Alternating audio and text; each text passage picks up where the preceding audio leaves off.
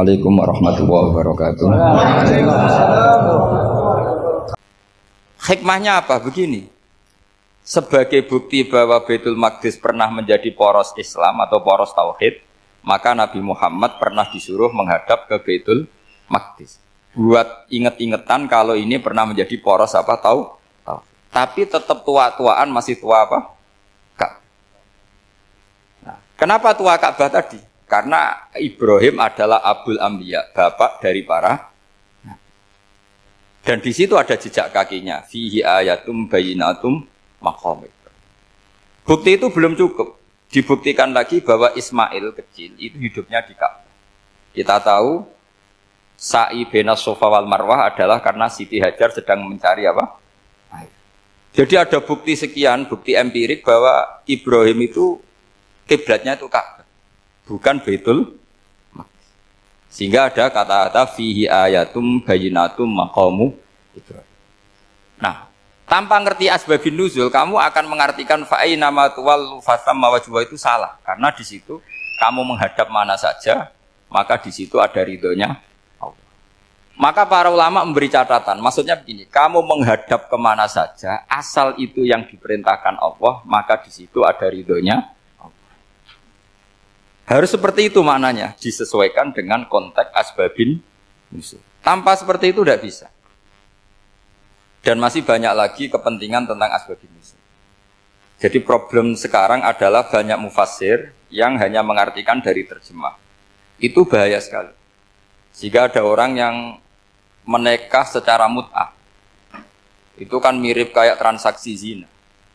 Mereka berdalil famastamta'tum bihi minhunna fa'atuhunna ujurahun. Perempuan yang sudah kamu nikmati, yang penting kamu bayar. Terjemahnya seperti itu.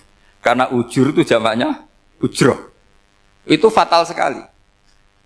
Padahal ayat itu begini, settingannya begini, setting siakul kalamnya atau asbabun nuzulnya begini.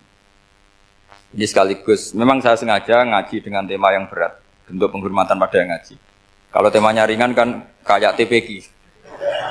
Jadi ini supaya gue keren-kerenan, ini ada doktor Pak Oni pernah dekan Fakultas Hukum. Jadi kalau saya nanti salah tinggal ditangkap saja, gampang kan? Tapi nangkap saya berurusan dengan Tuhan. Jadi kalau orang dekat Allah itu yang tanggung jawab itu Allah. Jadi dia bisa menang di kepolisian tapi kalah di hukum Tuhan. Jadi kalau berhadapan-hadapan dengan saya. Begini asbabun nuzulnya begini. Wal muhsanatu minan nisa yang awal juz 5 itu, ya kita santai aja. Yang awal juz 5 itu sebetulnya maktuf, diatafkan pada ayat hurrimat alaikum ummahatukum wa banatukum wa akhwatukum wa ammatukum wa kholatukum wa banatul akhi wa banatul ukhti. Jadi perempuan yang haram dinikah itu ada 7.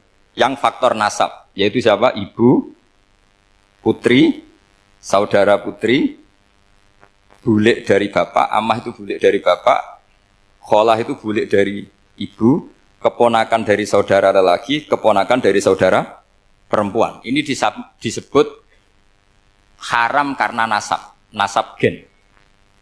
Kalau orang Jawa bilang hanya 4 karena ngitungnya bulik baik dari bapak maupun ibu. Kalau orang Jawa bilang kan bulik terus keponakan dihitung 1. Padahal ada keponakan dari saudara lelaki, ada keponakan dari saudara apa? Perempuan, wa banatul akhi wa banatul ukhti. Terus kedua, haram karena rodok. Kita tahu dalam hukum Islam, rodok adalah sama dengan nasab. Jadi ibu yang pernah menyusui kamu berarti jadi ibu kamu.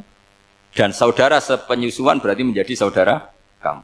Ini disebut wa ummahatukumul lati arda'nakum wa akhwatukum minar rodok. Terus ketiga, haram karena musoharoh, karena besanan. Jadi pagi ini misalnya saya nikah dengan Sri, bilang qabiltu nikaha wa taswijaha bil mar'il madkur. Setelah nikah dengan Sri ini otomatis ibunya dia menjadi mertua. Otomatis haram saya apa? Nikah. Ini namanya haram karena musoharoh. Atau kamu punya anak Zaid. Zaid pagi ini akad dengan Sri. Berarti Sri adalah menantu Anda. Otomatis haram bagi Anda. Itu namanya haram karena musoharoh, karena bisanan. Itu yang disebut waroba apa haram-haram itu kan saat terus itu wa ummahatun nisaikum. Apa ibu dari istri-istri kamu. Memang ini agak jelimet, tapi memang syaratnya mufassir harus biasa jelimet. Jangan hanya nyari partai ayat-ayat untuk kepentingan partai. Wah itu ngeri. Kacau Quran dipakai kampanye. Terus itu berarti sudah 3 kan? Haram karena nasab, karena rodok, haram karena musuh. Terus yang keempat ini haram yang bukan karena sebab pada seorang perempuan, tapi karena istri orang. Disebut wal muhsanatu minan nisa. Haram menikahi perempuan yang masih milik orang lain. Nah, orang lain yang menikahi ini, istilahnya Allah adalah lelaki yang menikahi perempuan ini adalah lelaki sing muhsinina ghairu musafihin, secara nikah yang sah. Nah, nikah yang sah itu begini dalam hukum fikih Islam. Saya nikah dengan Sri, kalau hanya akad, itu saya wajib bayar mahar hanya separuh. Jadi kalau saya janji bayar 1 miliar, berarti wajib bayar berapa? 500 juta. Kalau janjinya 100 juta, hanya bayar 50 juta. Itu yang wajib bil akdi. Nanti wajib sepenuhnya nunggu bil jima. Kalau sudah hubungan intim, baru wajib 100%. Jadi kalau ada di Jawa, nikah dengan seperangkat alat sholat, itu yang atasannya tok, itu wajib karena akad. Nanti bawahnya nunggu setelah hubungan apa? Intim. Nah, ini hukum Quran, bukan hukum saya. Makanya kan wa in talaqtumuhunna min qabli an tamassuhunna, saat terus fanis suma faradtum. Hanya wajib bayar setengah. Nah, perempuan yang sudah diajak hubungan intim itu kata Allah fa'atuhunna ujurahun, maka wajib kamu bayar penuh. Jadi ayat itu tentang perempuan yang sudah dinikah, kita harus bayar berapa? Harus bayar penuh. Ini penting saya utarakan. Nah, problem kita sebagai orang Indonesia, ini juga problem Pak On, problem semua kiai. Mahar di Indonesia itu nggak bisa dibahas di Quran. Karena keterlaluan, kecilnya itu keterlaluan. Saya ini kan kiai, sering ngakatkan tuh sampai bosan, seperangkat alat sholat. Itu ngawur sekali, ini mbak-mbak harus nggak mau gitu. Saya provokasi minimal itu ya berapa? 100 juta berapa? Pantasnya berapa? Pantasnya berapa? 10 gram itu berapa nilainya? Kan 1 gram 500 ribu, baru 5. Ya sudah mendingan itu 10 gram. Quran itu bayangannya gini, sambil latihan, yang hafal-hafal biar latihan. Jangan dapat beasiswa karena hafal tapi nggak jelas juntrungannya. Quran tuh bayangannya gini, ini nggak mungkin Quran ini bisa dibaca di Jawa. Wa in aradtum istibdala zaujim makana zauji wa ataitum ihdahunna qintaran fala ta'khudhu minhu syai'a. Jika kamu nikah sama seorang perempuan, kemudian kamu cerai, maka mahar yang sudah kamu berikan jangan ambil lagi. Karena mahar di Arab itu mahal, 100 juta, kadang mobil Alphard, kadang GMC. Sehingga setelah menceraikan tuh kebayang menarik. Kok enak, dulu saya memberikan itu kan karena dapat servisnya, sekarang sudah saya cerai, saya tarik. Kalau mahar di Indonesia kan seperangkat alat sholat. Jadi gak kebayang ada kalimat fala ta'khudhu minhu syai'a, jangan ambil lagi. Kebayang ngambil aja enggak? Apalagi kalau nikahnya sudah 2 tahun kan sudah lusuh, sudah. Tapi kalau di Arab itu kebayang karena mahal.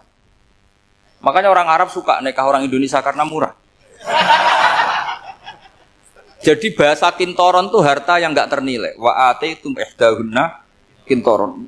Yang enggak ternilai, mahal betul. Itu pernah saya hitung, ada yang mahar itu 400 juta, ya sekira segitu. Nah, makanya setelah dicerai, Allah memperingatkan setelah kamu kasihkan, ya jangan minta lagi. Kenapa kepikiran minta? Karena jumlahnya besar. Kalau di Indonesia kepikiran enggak minta, ya?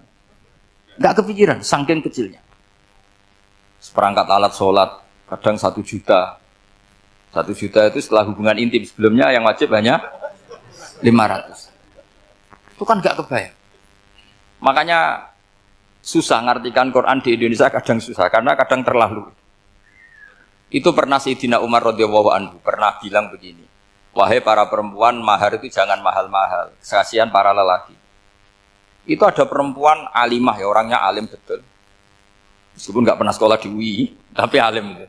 Itu usul langsung gini, ya Amirul Mukminin, laisa dzalika laka ya Amirul Mukminin, waqad qala ta'ala wa ataitum ihdahunna qintaran.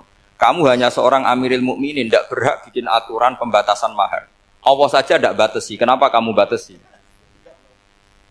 Sehingga dulu yang namanya nikahnya Sulaiman Agung atau Jamaluddin siapa Ratu Agung itu, kalau hadiah ya sampai tas mahal itu. Ini kan dari bahasa Arab mumtaz mahal. Mumtaz itu istimewa, mahal itu tempat. Dia punya istri yang sangat dicintai, dikasih hadiah mumtaz mahal. Terus ilat Jawa jadi apa? Tas mahal. Itu sama Mujid Ulil Albab kalah. Itu kalau cerai kan kepikiran minta lagi. Dikasihkan yang baru. Tapi kalau di Indonesia tidak mungkin karena apa tadi? Seperangkat alat sholat. Begitu nyari yang murah lagi. Yang bagus kitanya, bungkusnya yang bagus. Nah, maka nggak mungkin kita maknani Quran tanpa mengenal yang bernama asbabin. Karena makna ayat itu bisa kacau kalau kita tidak tahu asbabin. Yaitu kayak tadi makna fa'ina ma tuwallu fasamma wajhu. Itu maknanya kan kamu menghadap mana saja, boleh saja di sana ada ridhonya Allah.